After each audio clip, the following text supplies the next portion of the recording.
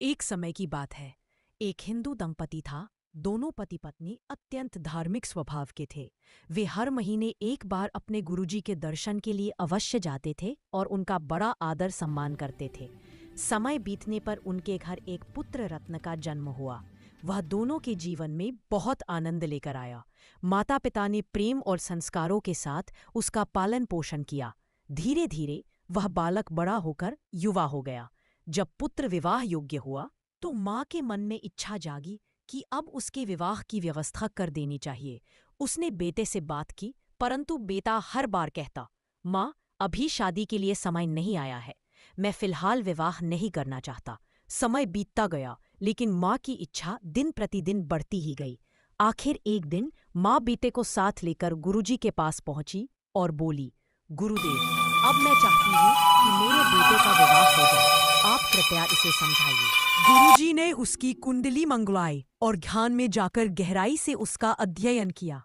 उन्होंने देखा कि उसमें एक भयावह कापी दोष, सर्प दोष है। दोष के अनुसार जब यह युवक विवाह करेगा और सुहागरात की पहली रात अपनी पत्नी के कमरे पहली मंजिल में प्रवेश करेगा, तभी एक सर्प आएगा और उसे दंसेगा, जिससे उसी समय उसकी मृत्यु हो जाएगी। गुरुजी बहुत विचलित हो गए। वे सोचने लगे कि यह भयानक भविष्य किसे बताया जाए।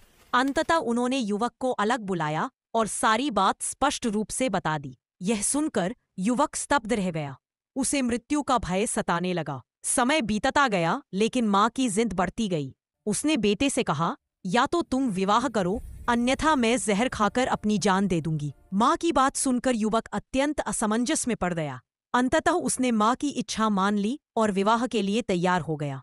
परिवार वालों ने एक सुशील और संस्कारी कन्या ढूंढ ली और विवाह का दिन निश्चित हुआ। विवाह से पहले युवक ने उस कन्या को सारी बात बता दी कि विवाह की पहली ही रात एक सर्प उसका दंश करेगा और उसकी मृत्यु निश्चित है। उसने कन्या से कहा कि वह भविष्य में पुनः विवाह कर ले, परंतु वह कन्या भगवान में गहरी श्रद्धा रखने वाली थी। उसने दृढ़ता से कहा, भगवान पर मुझे पूर्ण विश्वास है, वह अवश्य कोई न कोई मार्ग निकलेंगे।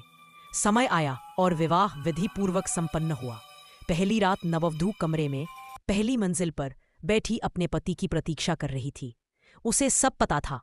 उदासी और भय के बीच उसने अपने पति के लिए बनाए गए कंसार, एक प्रकार का मिष्ठान, को देखा और सोचा, अब ये मिठाई हम दोनों साथ नहीं खा पाएंगे, क्योंकि पति का तो आज मृत्यु हो जाना निश्चित बताया गया है।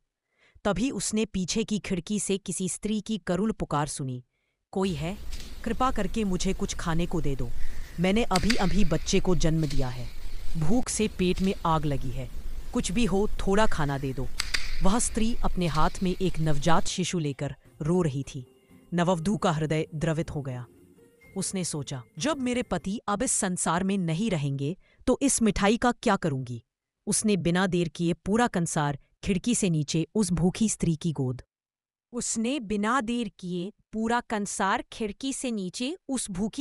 गोद में डाल दिया।